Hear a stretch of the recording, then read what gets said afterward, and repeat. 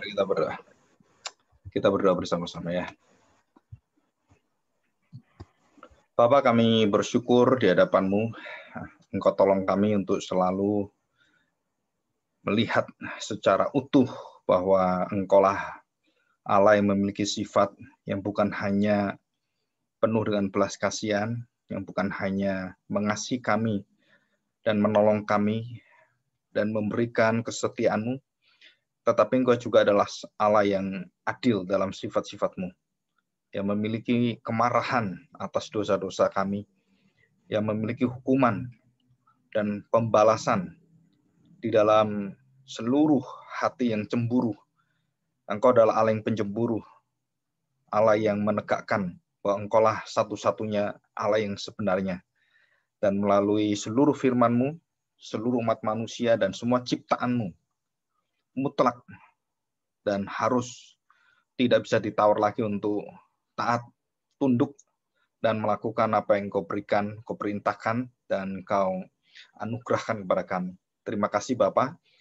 Kami juga mau belajar dari seluruh sifat ilahi ini, dari pengalaman Nabi Nahum, Nabi yang Engkau pilih dari orang-orang yang kecil, orang yang ada di desa, daerah Kapernaum, dan kami juga percaya Tuhan bahwa Engkau sendiri akan membawa kami, bahkan orang-orang yang tidak dilihat oleh manusia, yang kecil, yang berada di kampung sekalipun, yang di ujung-ujung desa, bisa Engkau panggil, Engkau perlengkapi menjadi hamba yang besar, hamba yang menyuarakan suara surgawi, suara kebenaran.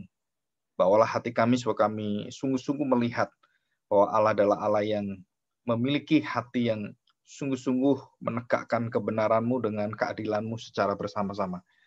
Tolonglah kami Tuhan supaya kami mengerti benar akan sifat murka Tuhan, pembalasan Tuhan, karena bukan sembarangan pembalasan, karena semua sudah dinantikan dan diberikan waktu yang begitu lama. Dan Tuhan berikan kesempatan kepada orang-orang berdosa untuk berbalik. Tetapi jika mereka terus melawan Engkau, dan tanpa adanya anugerah-Mu Tuhan, maka tidak ada satu orang pun yang bisa melembutkan hati Tuhan, mengubahkan semua hidupnya kembali kepada Tuhan. Terima kasih Bapa. Kami mohon biarlah Roh Kudus untuk menolong kami, sehingga bisa memahami, menaati, dan menjalani, menghidupi, menikmati seluruh pengalaman Nahum ini Tuhan. Kami serahkan doa kami di dalam nama Tuhan kami, Yesus Kristus. Amin. Ya, kita akan melihat satu share dulu ya. Nah, kita akan belajar, sebenarnya ini satu tema yang sama dengan visi misi orang-orang Puritan, yaitu Reform itu, bahwa semua kitab suci itu mengarah dan fokusnya menceritakan tentang karya Kristus sebenarnya. Jadi bukan karya Nahumnya, bukan karya nabi-nabinya, tetapi itu sedang menunjuk pada masa depan, sedang menunjuk kepada satu kejadian yang sangat luar biasa dan kejadian besar sekali yang mengubahkan seluruh tatanan yang ada di muka bumi ini dan membawa orang bisa melihat Allah, dilayakkan oleh Tuhan, menikmati hubungan dengan Tuhan. Nah, kita belajar dari Nahum yang kebalikan dari Yunus. Ya, kita sudah belajar Yunus minggu kemarin, dan kita sekarang belajar dari Nahum karena dua nabi ini berkaitan dengan Niniwe, ya, berkaitan dengan bangsa yang sangat biadab sekali, bangsa yang jahat sekali, bangsa Asyur. Ya, ibu kotanya Niniwe. Kalau orang Israel, ibu kotanya Israel. Nah, Niniwe terkenal dengan penyembahan-penyembahan berhala yang menyodorkan satu kerusakan-kerusakan manusia yang sangat luar biasa, ya. Jadi dalam ibadah mereka itu mereka juga menguras nafsu seks, terus kemudian mempersembahkan anak-anak dan membakar anak-anak, terus banyak sekali yang lain, dan hidup yang tidak bermoral sebenarnya, ya. Tetapi rajanya itu kejam sekali. Jadi yang paling kejam itu yang paling berkuasa, yang paling besar kuasanya itu yang paling hebat. Nah, dipercaya bahwa bangsa Niniwe ini memiliki satu kemampuan fisik yang melebihi orang biasa, ya, karena mungkin dari latihan, mungkin dari skillnya, dan kemudian mereka melatih baik itu senjatanya, tubuhnya mereka. Nah, itu sudah dilatih lama, ya, dan dipakai oleh Tuhan untuk memperingatkan bangsa Israel, menghancurkan bangsa Israel dan pendidik bangsa Israel di sini. Ya. Nah, kita akan melihat sebenarnya Nahum itu menceritakan bukan Nahum. Nahum menceritakan bukan tentang bangsa Israelnya, tetapi menceritakan tentang Allah yang mengasihi dan memberikan peringatan-peringatan dan memberikan satu peringatan yang sangat besar sekali, yaitu kata-kata pembalasan. Jadi kita ingat bahwa pembalasan itu milik Allah. Jadi kalau kita dimusuhi oleh orang, baik orang Kristen, gereja, siapapun yang berkaitan dengan orang percaya kepada Kristus, semua itu ada penghakiman dari Tuhan. Ya, kita masih ingat ada satu perkataan dari Pak Ahok gitu ya, yang pernah diadili dan dengan tidak adil, dan kemudian dimasukkan penjara, kira-kira hampir setahun setengah atau 2 tahun ya hukumannya. Dan dia mengatakan bahwa Allah tidak tidur. Dan semua orang-orang yang memenjarakan dia sekarang dipenjara semua. Jadi dibalik, masih ingat cerita Esther, Mordekai, dan juga Haman. Itu juga sama. Jadi semua yang mengancam orang-orang Israel yang mau membunuh orang Israel itu yang akhirnya dipasung, ya, dan digantungan yang dibuat sendiri oleh Haman dan kawan-kawannya. Dan ini adalah satu perlindungan Allah, satu penyertaan Allah, satu pelindungan, dan mungkin juga banyak orang percaya bahwa itu ada kuasa Allah yang melalui malaikat-malaikatnya menjaga kita. Kita tidak tahu. Jadi tugas malaikat itu sebenarnya luar biasa sekali. Kita nggak melihat itu. Menjagai keselamatan kita dan seluruh daripada hidup kita itu ada yang mengawasinya. Ya. Jadi malaikat itu banyak, sebenarnya adalah melayani Allah dan melayani manusia. Malaikat itu tugasnya 2. Yang utama, melayani Allah dan melayani orang percaya. Ya, luar biasa kita ini, kita dilayani oleh malaikat, bukan kita melayani malaikat. Kalau orang tanya dukun, itu melayani malaikat, melayani jin-jin gitu kan, percaya pada jin-jin. Nah, kita melihat pada Nahum pasal pertama, kita lihat ya, Nahum pasal pertama, ayat yang pertama. Nahum pasal pertama, ayat pertama. Nahum itu hanya 3 pasal, ya, 3 babak yang luar biasa. Nanti saya ceritakan di sini. Nahum pasal pertama, ayat pertama. Ucapan ilahi tentang Niniwe. Kitab penglihatan Nahum orang Elkos.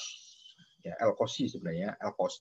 Itu ada di daerah sekitar Galilea, Kapernaum. Ya, jadi Nahum itu Naham. Nahum itu Kapernaum. Itu nama daripada Nahum itu sama dengan Kapernaum, Nahum gitu ya, Nahum. Nah, Kaper atau Kafar itu desa artinya. Jadi desa penghiburan. Nahum itu penghiburan. Jadi orang-orang yang dikuatkan, didorong, diberi semangat. Nahum itu adalah menguatkan bangsa Israel dan memperingatkan bangsa Israel tentang bahwa Allah itu akan membalas semua yang dilakukan oleh bangsa-bangsa yang menjajah, yang merusak, memperbudak orang-orang Israel dan dicinta oleh Tuhan. Kita ini seperti biji mata Tuhan. Ya, bangsa Israel itu bangsa pilihan dan orang-orang percaya juga sama mendapatkan pemeliharaan seperti biji mata Tuhan. Jadi kalau biji mata itu kalau kena kotoran kan kita langsung nggak enak gitu kan, melindungi, sangat melindungi sekali. Artinya secara bahasa kiasan biji mata Tuhan itu yang sangat disayang, dilindungi dan diperhatikan dan dijagai dan luar biasa itu. Itu status tentang ilustrasi kiasan tentang biji mata itu sangat indah sekali. Ya. Oke, kita akan melihat ini. Pada pasal 1 ayat 1 jelas bahwa firman Tuhan datang kepada Nahum. Jadi Nahum artinya penghibur, pendorong, pemberi semangat, penguat gitu kan.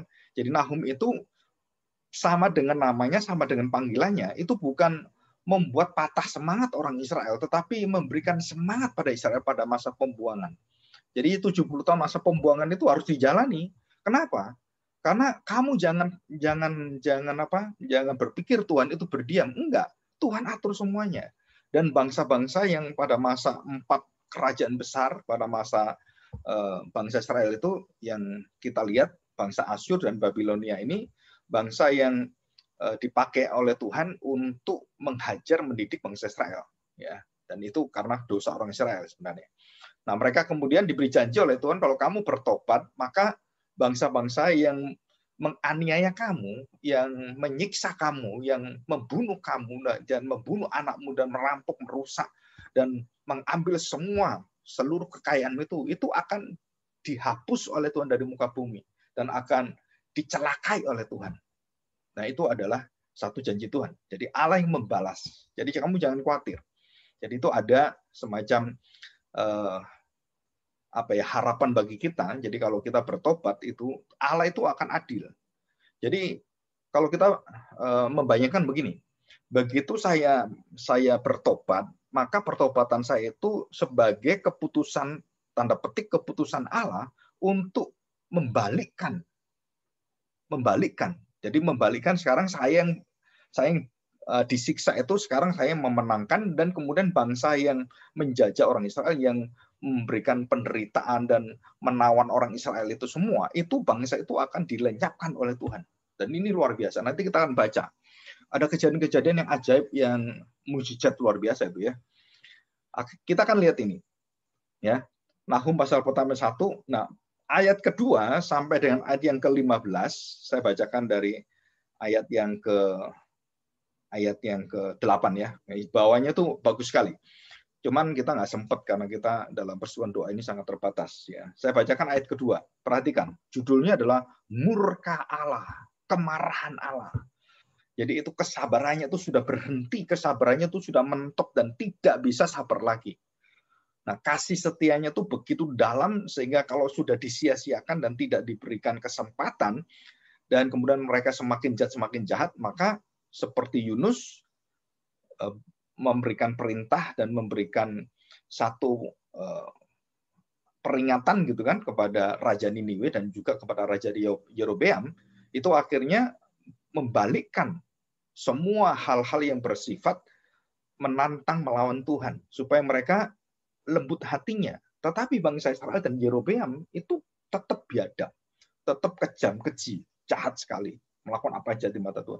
Tapi yang di Niniwe, Raja Niniwe dan orang Niniwe itu bisa bertobat pada masa Yerobeam itu. Hanya kira-kira beberapa tahun itu ya, mereka bertobat. Dan kemudian mereka jatuh lagi dalam dosa dan menyerang Israel lagi. Nah, ini dikatakan oleh Nahum bahwa bangsa ini bangsa yang tidak tahu terima kasih pada Tuhan.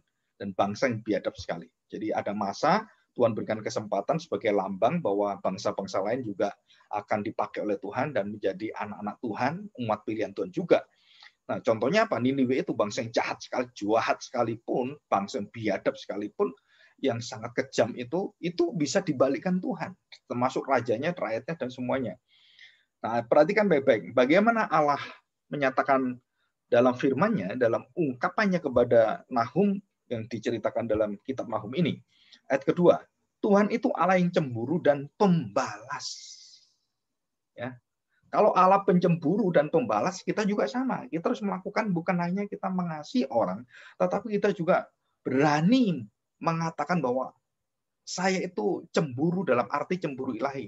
Kalau kamu bisa melakukan pekerjaan-pekerjaan yang begitu indah untuk manusia, kenapa kamu kok tidak melakukan yang indah untuk Tuhan? Kamu bisa sungguh-sungguh bekerja luar biasa, mau banting tulang, mau mencari uang. Kenapa kamu untuk melayani Tuhan aja kalau setengah-setengah hati? Nah, itu Allah cemburu. Kenapa Allah cemburu? Karena kamu menyepelekan Tuhan. Karena kamu hanya berpikir semangatmu hanya untuk cari duit gitu. Tapi untuk melayani nggak ada semangatnya. Semangat itu adalah kita berada dimanapun kita berada. Kita bersama dengan Tuhan. Jadi kita tidak boleh membandingkan kerjaan dengan pelayanan. Karena pekerjaan juga pelayanan juga pekerjaan. Dan itu sama di hadapan Tuhan. Semua untuk kemuliaan Tuhan. Ya. Nah, perhatikan. Allah cemburu dan pembalas. Ya. Selanjutnya, Tuhan itu pembalas dan penuh kehangatan amarah. Artinya kehangatan amarah itu sudah siap untuk menghukum, untuk menghajar, untuk melululantakkan semua yang melawan Tuhan. Tuhan itu pembalas kepada para lawannya. Kamu kalau melawan Tuhan, melawan bangsa Israel, kamu menantang bangsa Israel, kamu menghajar bangsa Israel, kamu akan dihajar Tuhan, kamu akan dibalas oleh Tuhan. Dan itu firman Tuhan. Kita selama ini tidak diajarkan untuk berhati cemburu, berhati membalas. Bukan kita membalas ya, kita serahkan pada Tuhan. Dan Tuhan membalas itu dengan sangat luar biasa, dengan cara Tuhan yang ajaib. Coba kita lihat sekarang. Ya, saya ceritakan tadi tentang pengalaman seorang pemimpin yang Pak Ahok itu kan, itu semua coba orang-orang semua itu yang begitu melawan dia, termasuk melawan Tuhan kan, dan dia dalam kebenaran dia sungguh-sungguh baik, tidak korupsi semuanya. Dan apa yang terjadi? Orang-orang itu yang akhirnya masuk penjara. Jadi satu orang masuk penjara untuk membuka penjara, memenjarakan orang-orang yang lain yang memusuhi orang benar. Jadi orang tidak benar akhirnya dimasukin penjara dan dihukum lebih berat daripada orang yang percaya. Dan sekarang orang yang percaya dari penjara itu diberikan kedudukan oleh Tuhan, diberikan satu tempat yang begitu indah. Dan ini di depan mata kita, itu pembalasan Tuhan. Ya. Makanya kita jangan memusuhi orang-orang yang dikasihi Tuhan. Jangan sekali-sekali kita, apalagi hamba Tuhan ya, orang-orang dipakai Tuhan. Kita jangan sekali-sekali memfitnah, jangan sekali-sekali menghina, terus merendahkan dia, walaupun hamba Tuhan itu kekurangan banyak gitu ya. Mungkin kurang pinter, kurang cekatan, kurang ramah, kurang macam-macam lah. Tapi ingat baik-baik, kalau kamu menghina dia, kamu menghina Tuhan. Kalau kamu mengolok dia, kamu mengolok Tuhan, karena dia hambanya. Jadi kita harus menghormati hamba Tuhan, kita menghormati orang-orang yang dipimpin, yang dipakai oleh Tuhan. Dan kalau semuanya kita ada kelemahan-kelemahan dan kejahatan-kejahatan dilakukan, perbuatan yang tidak baik, maka gereja atau Tuhan sendirilah yang akan mengadakan penghakimannya, pengadilannya, dan dimulai dari gereja. Ya. Nah, sifat cemburu itu termasuk ya tadi saya sudah katakan, cemburu itu apa? Contohnya secara praktis adalah bagaimana kita memberikan waktu, semangat, pikiran kita kepada pelayanan Tuhan dengan pekerjaan kita. Harusnya dua-dua itu sepenuhnya untuk Tuhan. Bukan yang ini setengah hati, ini sepenuh hati. Nggak bisa. Loh Pak, ini kalau nggak saya dipecat. Memang gereja nggak bisa mecat kamu, gitu kan? Gereja nggak bisa bertindak keadilan. Nah, karena kita berpikir, oh gereja itu kasih, orangnya baik-baik. Ya ada kejahatan nggak apa-apa. Ya nggak kudus juga nggak apa-apa. Nggak bisa. Di gereja harus tegakkan itu. Ya. Pasal 3, ayat 3, pasal 1 ayat 3. Perhatikan baik-baik. Cemburu itu selalu ada sifat Allah yang menyertainya. Ayat 3, Tuhan itu panjang sabar. Perhatikan. Dan besar kuasanya. Tetapi ia tidak sekali-sekali membebaskan dari hukuman orang yang bersalah. Ya. Jadi Allah cemburu itu sebelumnya itu ada panjang sabar, kesetiaannya, kesabarannya yang disebut juga masa kemurahan Allah. Seperti ini diberikan kemurahan Allah begitu besar. Tetapi kalau disia-siakan dan kemudian mereka melawan Tuhan terus-menerus dan sudah memuncak seperti Sodom dan Gomora, dosanya itu sampai memuncak dan memanggil Tuhan supaya untuk diadili, dan Tuhan mendatangkan api langsung dari langit. Tuhan langsung menghancurkan mereka. Dan tidak tunggu lagi nanti akhir zaman, langsung dihancurkan mereka. Tinggal tunggu nanti masuk hukuman kekal. Dan itu bisa dilakukan Tuhan. Bisa, bukan hanya untuk orang Niniwe. Gereja pun sama, kita pun sama.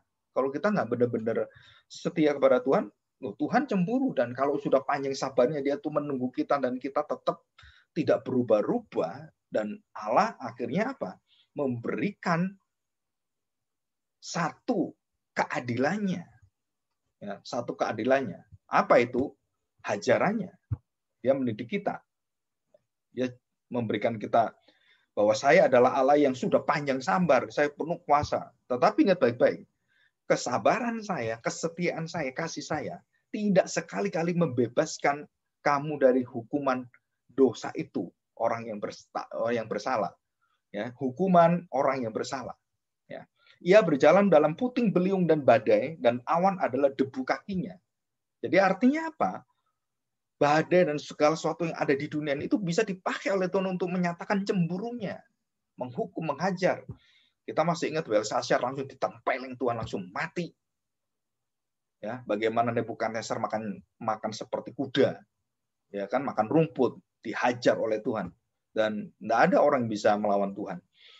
4, ia menghardik laut dan mengeringkannya, dan segala sungai dijadikannya kering. Masih ingat Laut Merah, Sungai Yordan, Basan dan Karmel menjadi merana, dan kembang Libanon menjadi layu.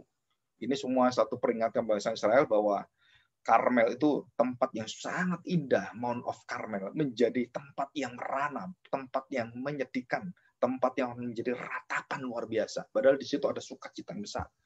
Jadi perubahan yang luar biasa. Ya, gunung-gunung gemetar terhadap dia dan bukit-bukit mencair. Bumi menjadi sepi, sunyi sepi di hadapannya. Dunia serta seluruh penduduknya. Siapakah yang tahan berdiri? Nah ini ya, ini penting ayat ini, ayat 6. Siapakah yang tahan berdiri menghadapi keramnya? Dan siapakah yang tahan tegak terhadap murkanya? Yang bernyala-nyala kehangatan amarahnya, tercurah seperti api dan gunung-gunung batu menjadi roboh di hadapannya. Ini nggak bisa kebayang ini ya. Bayangkan gunung-gunung bisa roboh, angin badai semuanya kayak kiamat aja gitu. Ya. Ayat 7. Tuhan itu baik, Ia adalah tempat pengungsian pada waktu kesusahan. Ia mengenal orang-orang yang berlindung kepadanya. Kamu bukan berlindung kepadaku, kamu berlindung kepada berhala-berhala. Dan menyeberangkan mereka pada waktu banjir. Ia menghabisi sama sekali orang-orang yang bangkit melawan dia, dan musuhnya dihalaunya dalam kegelapan. Ya. Jadi ada satu keindahan yang sangat baik sekali. Oke, kita lanjutkan. Kita lihat screen ini. Yang kita share screen. Ya.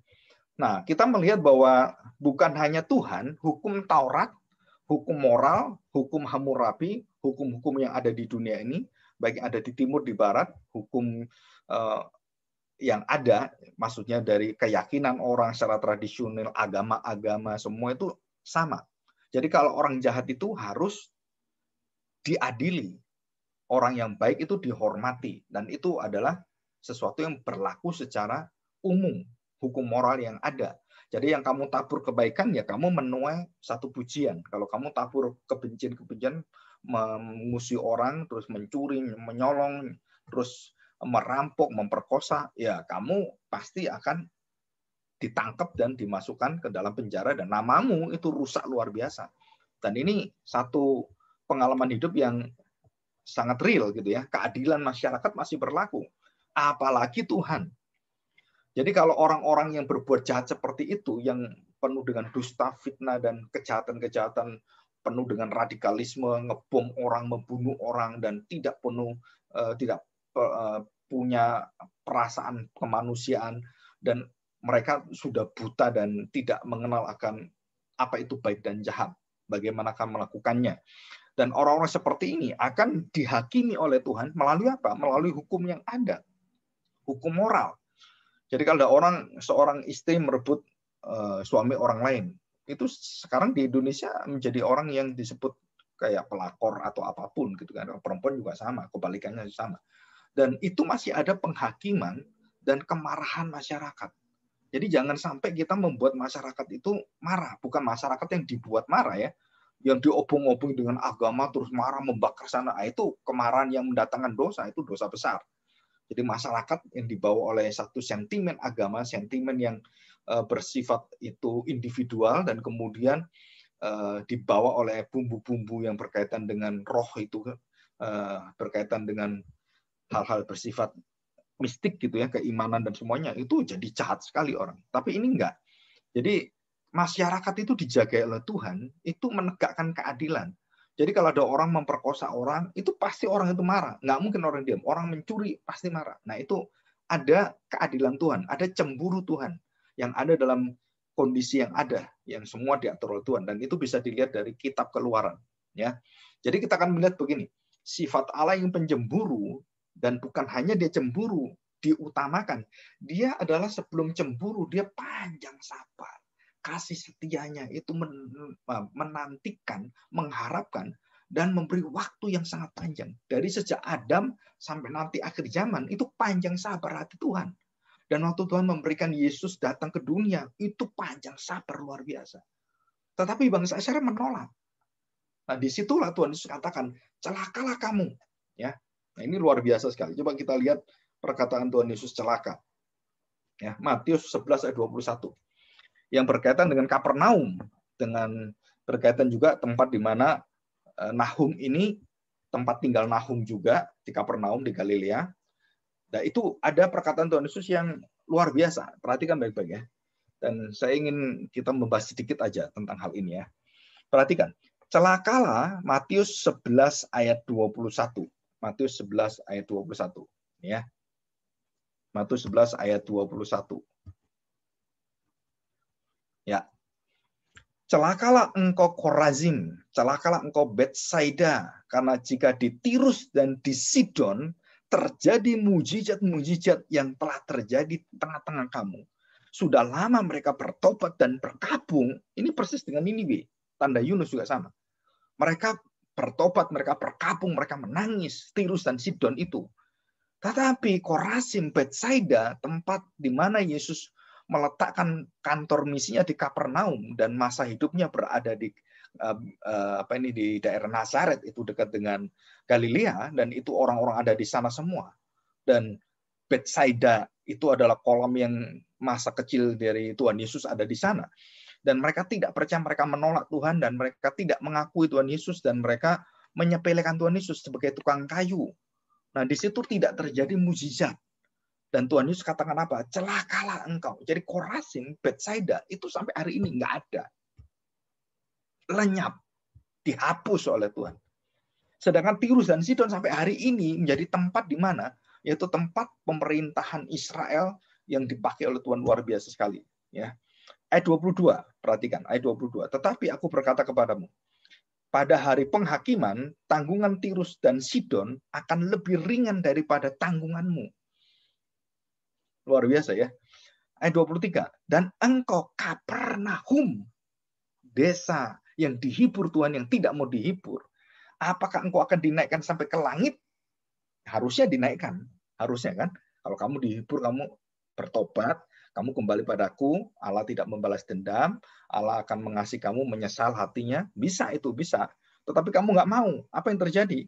Dan engkau Kapernaum, apakah engkau akan dinaikkan sampai ke langit? Tidak. Engkau akan diturunkan sampai ke dunia orang mati. Karena jika di Sodom terjadi mujizat-mujizat yang telah terjadi di tengah-tengah kamu, kota itu tentu masih berdiri sampai hari ini. Enggak, Sodom sudah hancur. Dan Korazim, Kapernaum, Betsaida itu sama dengan Sodom. Dilenyapkan oleh Tuhan. Dihancurkan oleh Tuhan.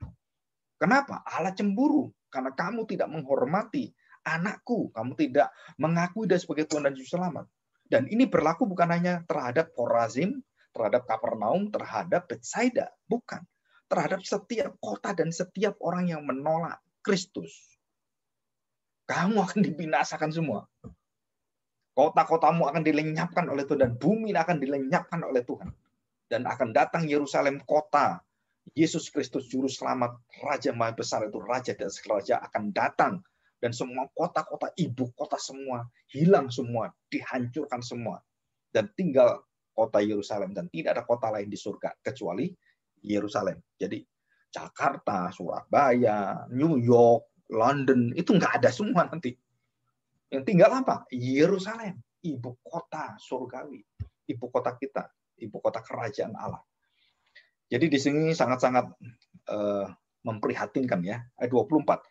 Yang terakhir, tetapi aku berkata kepadamu pada hari penghakiman, tanggungan negeri Sodom akan lebih ringan daripada tanggunganmu. Coba bayangkan.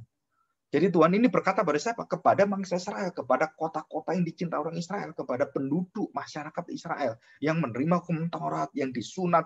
Tuhan sangat cinta kepada mereka. Tetapi mereka itu tidak menerima kesabaran Tuhan. Jadi apa yang mereka terima? Allah cemburu. Karena kenapa? Karena mereka berpindah kepada Allah lain. Mereka membelakangi Tuhan. Mereka menyangkali Tuhan, mengingkari. Dan menyembah Allah lain. Dan mereka mempersembahkan hidupnya. Dan raja-raja Israel semua, hampir semuanya, itu berbuat dosa melawan Tuhan. Dan melakukan yang keji, yang jahat, yang biadab di hadapan Tuhan. Kenapa dibuang 70 tahun? Karena kamu diperingati oleh Tuhan. Tuhan masih panjang sabar. Kamu masih dibuang, bukan dibinasakan. Tapi kalau kamu dibuang dan tidak bertobat, kamu semua akan dibinasakan. Dan apa yang terjadi? 10 suku Israel itu dibinasakan Tuhan. 10 suku Israel. Ya. Dan ada 2 suku Israel. Jadi Israel Utara, Israel dan Yehuda. Ya. Itu 2 kerajaan. Jadi terpecah Israel. Jadi 10 kerajaan yang ikut, Babilonia ikut semuanya dan bergabung dengan mereka dan membuang akan panggilan dan juga tanda keselamatan, tanda umat pilihannya. Mereka kemudian berzina dan melakukan penyembahan berhala dan mereka sudah menolak Tuhan dan mereka sudah angkat tangan. Ya. Oke, nah kita akan lihat satu kejadian yang luar biasa. Ya, 2 raja-raja, kita lihat 2 raja-raja pasal 19 ayat 35. Ya. Ayat 35. Nah, kita akan melihat bahwa ini pasal ini berkata menceritakan tentang Yerusalem yang dikepung oleh Sanherib. Ya. Yerusalem luput dari tangan Sanherib, Senakerib ya dalam bahasa Inggrisnya itu raja Asyur yang sangat kejam sekali. Ya, ini kalau kita lihat dari riwayat geografis, arkeologis dan semuanya penemuan-penemuan, ini raja ini sangat sadis sekali. Dan mereka bisa menggantung, mereka bisa menusuk anak, membakar, dan orang yang hamil itu bisa dibuka perutnya. Banyak sekali kejadian-kejadian yang sangat mengerikan. Dosa-dosanya itu, kekejamannya itu luar biasa. Ya. Nah, perhatikan baik-baik. Mereka dikepung, ya, Yerusalem dikepung, dan seluruh orang Israel ketakutan luar biasa. Dan apa yang terjadi? Ini secara singkat saja. Ya, pasal 19, 2 Raja-Raja, pasal 19, ayat 35. Ya, pada masa Hizkia itu. Nah, perhatikan dari ayat 31. Sebab dari Yerusalem akan keluar orang-orang yang tertinggal, dan dari Gunung Sion orang-orang yang terluput. Giat cemburu Tuhan semesta alam akan melakukan hal ini. Perhatikan ya. Sebab itu beginilah firman Tuhan mengenai Raja Asyur. Jelas Raja Asyur ya. Ia tidak akan masuk ke kota ini dan tidak akan menembakkan panah ke sana. Juga ia tidak akan mendatanginya dengan perisai dan tidak akan menimbun tanah menjadi tembok untuk mengepungnya. Melalui jalan dari mana ia datang, ia akan pulang dan dipermalukan oleh Tuhan. Raja yang luar biasa hebat itu. Dengan tentara yang kayak semut, banyak sekali. Dan berapa orang, ratusan ribu orang, jutaan orang. Ya. Melalui jalan dari mana ia datang, ia akan pulang. Tetapi kota ini ia tidak akan masuk. Demikianlah firman Tuhan. Ya. 34. Perhatikan. Dan aku, Yahweh Tuhan Allah itu, dan di dalam kuasa Kristus itu, aku akan memagari kota ini untuk menyelamatkannya. Dan karena aku lagi, Allah Tuhan sendiri. Dan oleh karena Daud hambaku, karena aku dan oleh karena Daud hambaku, Tuhan sudah berjanji. Nah, perhatikan ayat 35. Maka pada malam itu, perhatikan, keluarlah malaikat Yahweh, malaikat Tuhan. Lalu dibunuhlah langsung malam itu 185.000 orang dalam perkemahan Asyur yang ngepung. Bayangkan satu perkemahan itu 185.000 orang. Berapa tentara yang ada di sana? Dan perhatikan baik-baik, 185.000 orang di dalam perkemahan Asyur. Keesokan harinya, pagi-pagi tampaklah semuanya bangkai orang-orang mati belaka. Sebab itu berangkatlah Sanherib, Raja Asyur, dan pulang, lalu tinggallah di Niniwe. Mereka kaget sekali. Dalam waktu semalam itu semua dibantai semuanya. Oleh siapa? Yesus, malaikat Allah, panglima Allah itu. Dan dibunuh semuanya. Dibinasakan semuanya. Jadi belum masa penghakiman, sudah dihakimi di situ. Dan tinggal masa terakhir. Ya, masa masuk hidup, kematian kekal. Mereka masuk ke sana. Ya. Dan perhatikan baik-baik. Bagaimana Allah melindungi bangsa Israel. Bagaimana Allah melindungi kita. Malaikatnya pun diperintahkan. Siapakah malaikat ini? Ada yang mengatakan Mikael, ada yang mengatakan Rafael, kita nggak tahu. Tapi kuasanya itu 185.000 orang. Umpamanya gitu ya. Kita tarik tambang gitu. Jadi satu malaikat dengan 185.000 orang. Pegang gitu kan. Itu tarikannya berapa? Semua itu ditarikin aja kalah semua. Jadi seberapa hebat kuasanya malaikat ini. Melawan bukan cuma 5 orang, 2 orang, 3 orang. 185.000 orang. Yang bukan orang biasa, tentara-tentara yang hebat sekali ini. Dengan perisainya, dengan senjatanya. Dibantai habis. Langsung mati semua sekejap. Ya. Ini luar biasa sekali. Oke. Kita lihat ini ya. Nah, ini ada di dalam kitab Yesaya juga. Coba kita lihat Yesaya 37. Ya. Yesaya 37 ayat 36.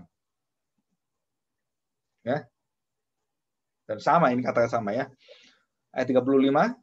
Dan aku akan memagari kota itu untuk menyelamatkannya, dan karena aku dan oleh karena Daud hambaku. Diulangi kan. 36. Keluarlah malaikat Tuhan, lalu dibunuhnyalah 185.000 orang di dalam perkemahan Asyur. Keesokan harinya pagi-pagi tampaklah semuanya bangkai orang-orang mati belaka. Sebab itu berangkatlah Sanherib, Raja Asyur, dan pulang dengan malu. Malu sekali. Lalu tinggallah ia di Niniwe. Pada suatu kali ketika ia sujud menyembah di dalam kuil Nisrok. Nah ini Yesaya menambahkan ini. Raja-raja nggak ada.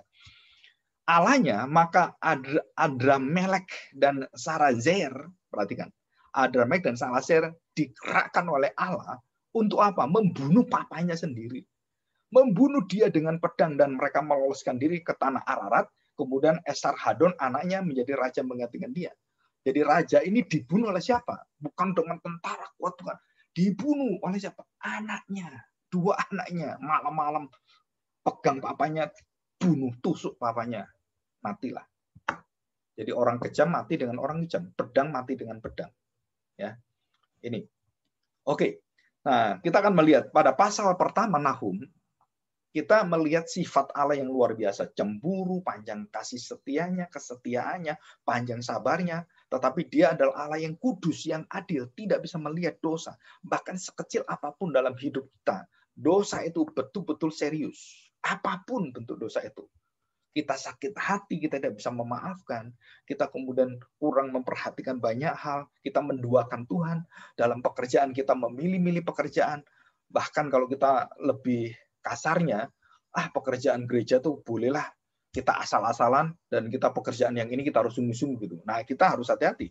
Semua pekerjaan melayani Allah, nggak ada bedanya. Jadi kalau di sini kita fokus sungguh-sungguh untuk melakukan pekerjaan untuk hidup kita juga di sini melayani Tuhan juga sama, harus fokus, harus dengan sungguh-sungguh melakukan itu. Dan itu pun kita harus praktekkan. Saya seumur hidup saya selalu belajar disiplin. Jadi segala sesuatu harus berani untuk apa? Memberikan hidup kita, memberikan waktu kita, memberikan tenaga kita, memberikan diri kita, memberikan keluarga kita, memberikan semuanya pada Tuhan. Dan memberikan yang paling kita sayangi pun kita harus lepaskan untuk Tuhan. Baik itu uang, baik itu kesenangan kita, hobi kita. Kalau sudah waktu untuk melayani Tuhan, kita harus letakkan itu, kita harus melayani Tuhan. Kita harus serius. Ya, karena Allah cemburu. Ingat ya, karena Allah cemburu. Dan jelas sekali sini ya, Yesaya. Oke, pasal kedua. Nahum pasal kedua itu menceritakan tentang hati Allah yang sudah seperti membara, itu tidak bisa ditahan lagi. Jadi ada batasnya, ada expired date. Jadi semua obat-obatan kan ada, makanan ada kadaluarsa atau tidak. Nah, panjang sabar Allah itu ada batasnya. Ada batasnya. Dan batasnya apa? Ya kamu harus kembali, kamu harus sungguh-sungguh balik kepada saya. Jadi tujuan Allah mendatangkan hukuman pada Niniwe itu bukan untuk Niniwe, untuk supaya bangsa Israel dihibur oleh Tuhan, dijanjikan oleh Tuhan. Ini loh, bangsa yang melawan kamu, bangsa yang menjajah kamu, yang memperbudak kamu, menawan kamu, itu coba lihat. Diberitahu oleh Nahum, mereka akan mati, mereka akan hancur lebur. Kamu jangan urusan dengan mereka. Bertobatlah kamu dikuatkan Tuhan, kamu dihibur oleh Tuhan. Jadi kenapa ada pandemi? Kenapa ada banyak kesulitan itu? Itu menghibur kita bahwa Allah itu masih menjaga kita. Jadi kita jangan berpikir, aduh, gimana ya? Nanti bangsa Asyur gimana ini? Kita mau makan apa ini? Jangan seperti itu berpikirnya. Kita berpikir apa? Tuhan sedang menghibur kita, Tuhan sedang menguatkan kita. Dengan apa? Dengan kejadian apapun yang sulit kita terima. Baik itu bangsa Asyur, penjajahan, penderitaan, sakit penyakit, COVID, pandemi, semua itu. Itu tujuannya adalah untuk menyatakan bahwa Allah memberikan semua kepada dunia ini adalah penghakimannya, keadilannya. Ya. Penyakit pandemi itu bukan kesalahan Allah, itu kesalahan manusia yang di dalam laboratorium Wuhan itu terbuka kecolongan, virusnya itu dibuka dan dibuat percobaan, akhirnya kena seluruh dunia. Makanya nanti dunia itu akan perang bukan nuklir tetapi bionuklir. Jadi bukan bom itu bukan, tapi kayak gitu, bionuklir. Nuklir yang bentuknya itu penyakit-penyakit yang begitu luar biasa. Dan saya pernah bertemu dengan seorang profesor dan ahli bakteri. Itu manusia dalam waktu beberapa menit aja bisa mati karena satu bakteri dan masuk ke tubuhnya dan berkembang biak menghancurkan daging-dagingnya. Cepat sekali, bisa. Dan itu kalau bisa diprodukkan, bisa dikembangkan dan menjadi senjata, wah itu manusia mati yang berdaging, yang tidak berdaging hidup. Jadi kalau membasmi satu bangsa, kasih virus itu aja, kasih bakteri, cek, udah mati semua dia. Udah diambil seluruh negaranya. Gampang sekali. Nah, ini ya. Jadi pada pasal 2 ayat 1-13 itu sangat luar biasa. Itu ada satu bahasa kiasan yang sangat dalam sekali. Saya tidak sempat untuk menjelaskan satu persatu ya. Besok saya jelaskan beberapa hal penting. Nahum pasal 3 mengingatkan dosa-dosa Niniwe itu apa? Apa dosanya? Coba kita lihat Nahum pasal 3. Ya, ini yang terakhir. Nahum pasal 3. Ya, apa dosanya? Perhatikan. Nahum pasal 3 ayat 1. Celakalah kota penumpah darah. Jadi mereka tuh senang bunuh orang. Senang musuh orang, senang nyiksa orang, senang mengambil, merampok. Wah, ini bangsa yang biadab sekali. Seluruhnya dusta belaka. Jadi hidup mereka itu tidak ada kebenarannya. Mereka saling orang itu yang paling kejam, yang paling dusta, yang paling serem, yang paling jahat itu yang paling tinggi, yang paling berkuasa. Jadi yang jahat melayani paling jahat gitu kan. Nah, perhatikan baik-baik. Seluruhnya dusta belaka, penuh dengan perampasan dan tidak henti-hentinya penerkaman. Ini bangsa apa ini ya? Dengar lecut cambuk ayat 2, derik-derik roda, dengar kuda lari menderat dan kereta meloncat-loncat. Nahum pasal 3 ayat 3. Pasukan berkuda menyerang, pedang bernyala-nyala dan tombak berkilat-kilat. Banyak yang mati terbunuh dan bangkai bertimbun-timbun. Tidak habis-habisnya mayat yang orang tersandung jatuh pada mayat-mayat, sampai begitu banyak mayat, orang jalan tersandung karena mayat. Semuanya karena banyaknya persundalan si perempuan sundal yang cantik parasnya dan ahli dalam sihir, yang memperdayakan bangsa-bangsa dengan persundalannya dan kaum-kaum dengan sihirnya. Lihat, aku menjadi lawanmu, demikianlah firman Tuhan semesta alam. Aku akan mengangkat ujung kainmu sampai ke mukamu, dan aku akan memperlihatkan auratmu kepada bangsa-bangsa dan kemaluanmu kepada kerajaan-kerajaan. Aku akan melemparkan barang kecil ke atasmu, dan akan menghina engkau, akan membuat engkau menjadi tontonan. Maka semua orang yang melihat engkau akan lari meninggalkan engkau serta berkata, Niniwe sudah hancur, sudah rusak. Siapakah yang meratapi dia? Dari manakah aku akan mencari penghibur-penghibur untuk dia? Nahum, penghibur-penghibur. Nahum. Dan disinilah kita belajar. Jadi kita belajar mengoreksi diri, mawas diri. Jangan sampai kecemburuan Allah itu mendatangi kita. Ya. Jadi kalau kita mau jujur, kita harus percaya bahwa Allah tidak mendiamkan hal-hal yang bersifat kejahatan. Mungkin kita berkata, itu kemana masih jahat, Pak? Enggak ada waktunya. Semua ada waktunya. Yang jahat akan dibunuh oleh yang lebih jahat. Dan terus seperti itu. Dan kita lihat ini. Jadi perampok satu membunuh perampok yang lain, orang jahat ini, dan itu kekuasaan semua. Oh, ini daerah saya, saya kalau lebih kuat dari kamu, saya bunuh kamu. Orang yang lebih kuat dari saya, bunuh saya. Dan itulah dusta dan kematian yang ada. Tetapi Tuhan katakan apa? Aku akan mendatangkan cemburu murka yang luar biasa. Dan tidak ada satu orang bisa menghentikan Allah kalau sudah marah cemburunya. Sodom dan Gomora, ya kan? Orang-orang melawan Bani Akan yang melawan dosa yang sangat tersembunyi, melawan Yosua. Dan banyak orang-orang yang seperti Isabel yang akhirnya dibunuh Tuhan dan dihancurkan, dimakan anjing. Mayatnya dicapik-capik oleh anjing, dan sudah dinubuatkan dengan demikian. Begitu kejamnya wanita ini. Akhirnya dengan kejam dan dimakan oleh binatang yang najis. Oleh bangsa Israel disebut sebagai binatang najis. Dan diroyok dan dikoyakkan oleh anjing jadi makanan anjing. Wah, mengerikan sekali. Ya, kita harus belajar untuk bersungguh-sungguh, untuk belajar berjalan bersama dengan Tuhan. Segala perbuatan kita harus bertanggung jawab. Kita harus mempertanggungjawabkannya di hadapan Tuhan. Jadi kita harus merasakan cemburu Allah, cemburu ilahi. Ya, seperti kita juga selalu kan merasakan ada, kenapa sih kamu perhatikan dia kok saya yang mengasihi kamu tidak perhatikan saya. Itu sama dengan hati Allah. Bangsa Israel itu Bangsa yang tidak pernah berhenti diperhatikan Allah, dipelihara Allah, diberikan mujizatnya, diberikan begitu banyak anugerahnya, diberikan semua kesejahteraan, diberikan semua apa yang ada di seluruh muka bumi yang paling indah, paling baik, itu semua pernah diterima oleh bangsa Israel. Bukan hanya itu, dia diberikan nabi-nabi, diberikan raja-raja, diberikan imam-imam, dan siapa bangsa yang bisa seperti ini? Tapi apa hasilnya? Toh mereka akhirnya berpikir secara duniawi. Mereka akhirnya bersifat daging jasmania. Begitu Allah tidak menyediakan, begitu Allah kemudian mendidik mereka, mereka marah, mereka melawan Tuhan, mereka menentang, mereka lari kepada ilah lain. Dan itulah manusia. Jadi kalau saya baik dengan kamu, wah kamu baik ya, membaiki saya dengan banyak, memberkati saya. Dan begitu orang ini kemudian mengusik saya, dosa-dosa saya, wah jadi musuh saya. Seperti itu. Jadi semua kebaikan orang ini terhadap kita, oh kita nggak mau tahu. Nah ini orang-orang yang dicelakai oleh Tuhan.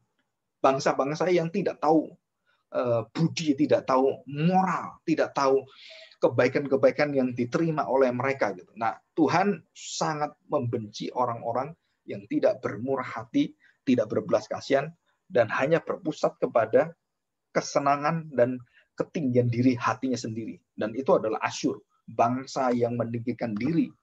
Dan kita tahu Babilonia juga sama. Sampai Raja Nebukadnezar, Belshazzar, mengaku dirinya sebagai raja di atas segala raja. Dan ditampar oleh Tuhan. Dan dihina oleh Tuhan. Dianggap sebagai binatang oleh Tuhan. Nah itulah. Jadi kita jangan sekali-kali seperti itu ya. Kita jangan berdoa baik-baik, bersekutu dengan Tuhan. Dan kita melakukan sungguh-sungguh untuk Tuhan. Baik di dalam gereja, di luar gereja. Kita harus serius melakukannya untuk memuliakan Tuhan. Diberkati di dalam gereja, di luar gereja, kita harus tetap setia kepada Tuhan. Walaupun kita nggak punya duit, walaupun kita nggak punya masa depan, walaupun kita nggak punya, tetap kita tahu, kita kesulitan luar biasa, kita tahu bahwa tanggung jawab itu tidak dihilangkan dari diri kita. Bangsa Israel diberikan tanggung jawab. Dan begitu kita bertobat, kita sungguh-sungguh dan kita mau berjalan bersama dengan Tuhan, Nahim, Kapernaum, desa yang menghibur, desa yang akan memberikan berita sukacita, berita Injil dalam Kristus itu, akhirnya dikatakan di sini bahwa Kristuslah yang akan menghibur bangsa Israel yang akan datang, dan semua kesulitan, penderitaan, beban yang beribu-ribu tahun di pundak bangsa Israel itu akhirnya diubahkan oleh Tuhan, bukan menjadi memberatkan, jadi membuat depresi dalam hidup bangsa Israel, tapi Tuhan mengatakan bahwa kuk yang aku berikan kepada kamu itu akan meringankan kamu. Jadi salib Kristus adalah Nahum, menghibur.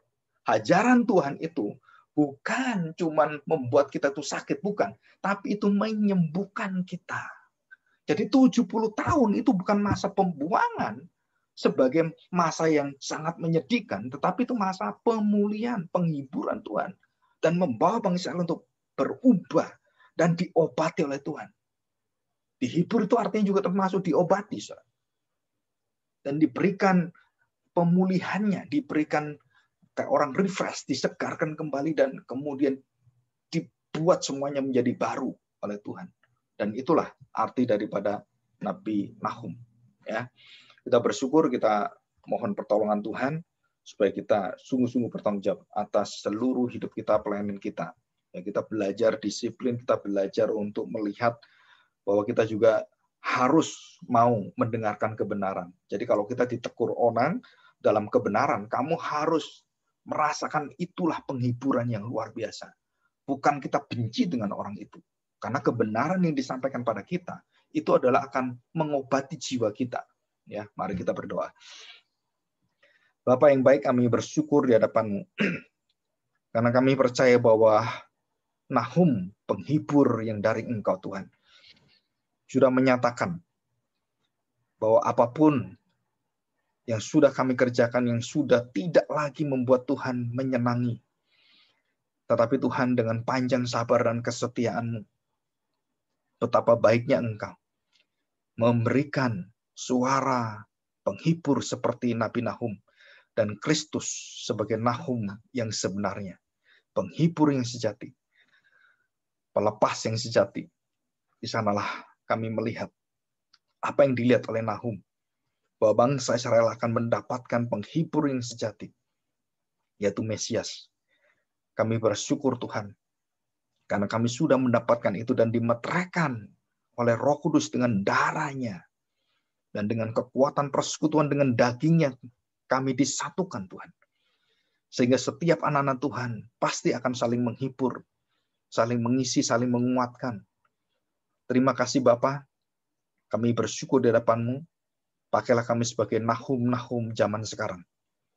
Terima kasih Tuhan Yesus. Di dalam nama-Mu kami serahkan doa kami. Amin.